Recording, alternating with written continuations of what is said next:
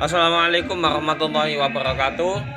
Salam untuk semua pecinta otomotif, untuk para sejawat sekalian, terkhusus utamanya untuk para sejawat mekanik senior dimanapun berada. Di sini aku nggak banyak-banyak ya, nggak terlalu banyak memberikan tutorial atau apa. Ini sekedar edukasi aja, sekedar edukasi untuk pecinta otomotif, untuk para rekan-rekan sejawat pemula, kemudian lebih untuk para pengguna, lebih khususnya untuk sejawat pemula sama untuk pengguna. Jadi gini, ini ada contoh filter oli dari punyanya motor Suzuki. Ini biasanya ada di motor Suzuki Smash. Ini punyanya motor Suzuki Smash ini. Smash ini ada di motor Suzuki Smash, Shogun dan yang lain-lainnya. Di motor Yamaha juga ada. Sebenarnya Honda itu ada filter olinya, cuma beda dengan ini. Kalau ini kan filter kertas. Kalau Honda itu dia pakai filternya kasa kawat gitu.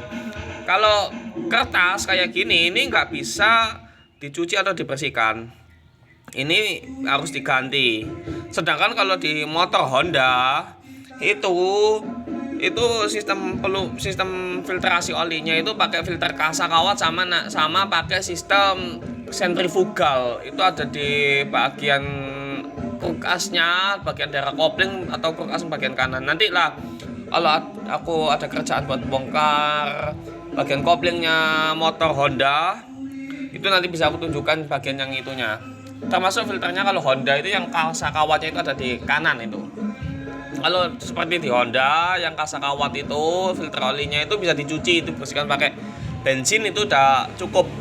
Beda lagi sama di motor Suzuki ya. Motor Suzuki atau mungkin beberapa motor-motor yang lain yang sistem filtrasi olinya dia pakai filter kain ataupun kertas. Ini kertas ini punyanya Suzuki, ini punya Smash. Itu harus diganti. Kalau nggak diganti efeknya sirkulasi oli nggak lancar. Kalau nggak lancar, dampaknya biasanya bisa mempercepat terjadinya keausan atau kerusakan pada komponen-komponen dalaman mesin seperti piston, stang piston, dan yang lain-lainnya. Dan yang lain-lainnya itu bisa umurnya lebih pendek karena pelumasannya kurang. Ini filter ini sendiri nggak bisa dicuci, harus diganti. Interval penggantiannya itu sekitar 2 atau 3 kali ganti oli mesin, 1 kali ganti filter ini. Filter ini murah kok, nggak terlalu mahal.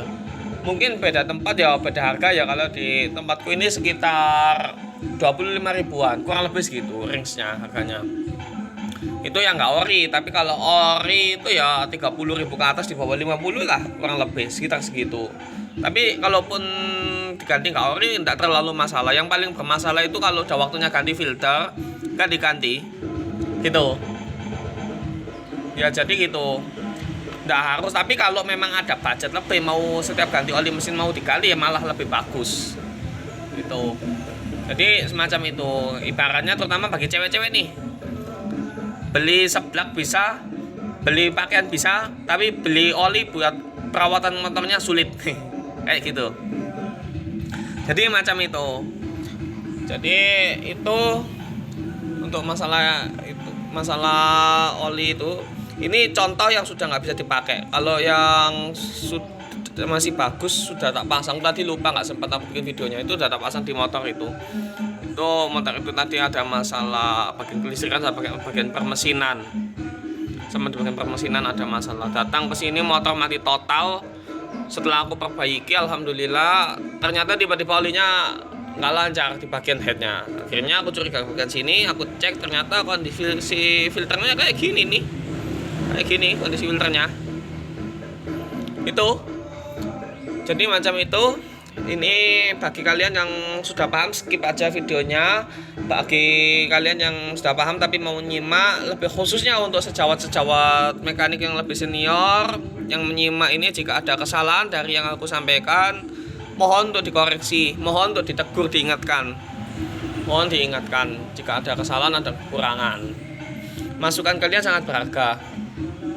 Tanpa aku bikin konten ini tanpa mengurangi rasa hormatku kepada rekan-rekan yang lain, terkhusus utamanya kepada rekan-rekan sejawat senior, rekan-rekan sejawat mekanik senior dimanapun berada. Jadi macam itu. Jika kalian ada pertanyaan langsung aja tulis di komen. Kalau mau konsultasi lebih jelas lagi, minta nomor WA-nya di komen nanti. Minta nomor WA-nya nanti akan dibalas, dikasih nomor WA-nya bengkel nanti. Nanti kalian bisa konsultasi dengan mekaniknya di sini. Untuk sekarang sih mekaniknya masih aku sendiri ya. Tapi next time adalah nanti mekanik yang lain. Jadi macam itu. Jika kalian ada request untuk konten-konten otomotif berhubungan dengan sepeda motor lainnya, atau ada pertanyaan yang mau dibikin VT atau konten di YouTube, itu silahkan saja sampaikan usulannya, mau kontennya seperti apa. Jika memang aku nanti ada kemampuan, insya Allah pasti aku bikinin videonya. Jadi macam itu.